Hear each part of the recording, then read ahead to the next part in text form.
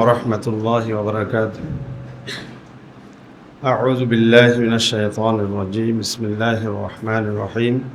لئن شكرتم لأزيدنكم ولئن كفرتم إن عذابي لشديد. আসলে বর্তমান সময় হিসাবে এই মঞ্চে আমার উঠার কথা বলার কোনো যোগ্যতা রাখি না। তারপর আমার ছোট ভাই মঞ্জুরুল হালিম সম্মান করে উঠাই দিয়েছেন, এই জন্য উঠছি।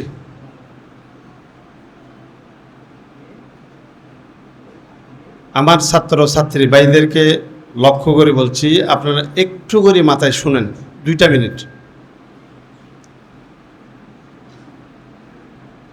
আমি 3টা ব্যক্তিদেরকে লক্ষ্য করি, একটা কথাই বলবো শুধু।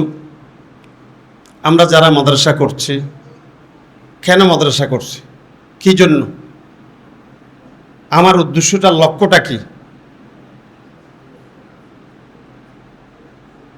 আমরা যে এই যে ছাত্রছাত্রী পড়াচ্ছি, আমাদের ছাত্রছাত্রী পড়ার উদ্দেশ্যটা কি? তারা কোথায় যাবে, লেখাপড়া করে কি করবে?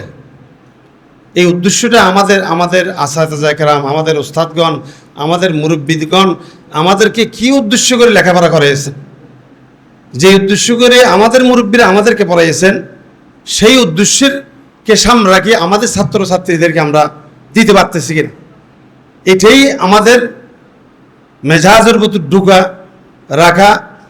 এটা আমি আমাদের যারা মাদ্রাসার কর্তৃপক্ষ তাদের কাছে আমি এই ব্যথাটা দিলের ভিতর রাখার জন্য আমি অনুরোধ করছি। 2 নম্বরে, আমরা যারা গার্ডিয়ান অভিভাবক আছি, আমি কেন মাদ্রাসায় ছেলেগুলো পড়াচ্ছি, সে উদ্দেশ্য আমার কোথায় দেখেন তো। আমি হাফেজ কোরআন বানাইয়ে কি লাভ হবে, কি লাভ হবে? আপনি হাফেজ কোরআন বানার পরে আমার সন্তান কি করবে, কোথায় যাবে? আমার লক্ষ্য উদ্দেশ্য যদি ওই শেষ পর্যন্ত না থাকে, আমার কোরআনে হাফেজ বানার পরে এই সন্তান কি হাফেজের উপর থাকবে, তার জায়গার উপর অটল থাকবে? সেই অটল থাকার জন্য আমাদের মা বাবারই একান্ত কর্তব্য। যদি আমাদের মা বাবা এবং আমাদের উস্তাদগণের যদি মন্তব্য, যদি ফিকির যদি এক না হয়, এই সন্তান হাফেজ কোরআন হয়ে কোনো ফায়দাই হবে না, বরং তার ক্ষতিগ্রস্ত হবে। এখন একটু করে দেখা যায়, এই যে হাফেজ কোরআন হওয়ার পরে আমাদের সন্তানগুলো, আমরা যা হাজার হাজার প্রতিষ্ঠান হয়েছে, সব প্রতিষ্ঠানের শিক্ষকগুলো আমার থেকে আপনার থেকে একটা শিক্ষক উঠতেছে না কেন, কোথায়? কিন্তু যেগুলো খোঁচাচ্ছে, ওই আমাদের মুরব্বীগণ যেই মাদ্রাসায় পড়াচ্ছে সেখান থেকে লেখাপড়া করে আসে আমাদেরকে পড়াচ্ছে। আমাদের থেকে শিক্ষক হচ্ছে না কেন, ব্যথাটা কোথায়? এই জন্য আমরা ওস্তাদগণ এবং গার্ডিয়ানগণ, আমাদের ছেলেকে আমি হাফেজ কোরআন বানানোর পরে আমি তাকে আলেম বানাবো। আলেম বানিয়ে আমার সন্তান এলম শিক্ষা দিতেই হবে, আমার এই ফিকির থাকতেই হবে। যদি এই ফিকির না থাকে, আপনি হাফেজ বানাইলেন, এরপরে রাস্তায় ছাড়িয়ে দিলেন, হাফেজ বানাইলেন, এরপর আলেম বানান নাই, এরপরে আপনি ব্যবসায়ীকে ওকে সহযোগিতা করলেন, আলেম বানাইছেন, হাফেজ বানাইছেন, তাকে অন্যদিকে ইংলিশ মিডিয়াম উঠাই দিয়েছেন।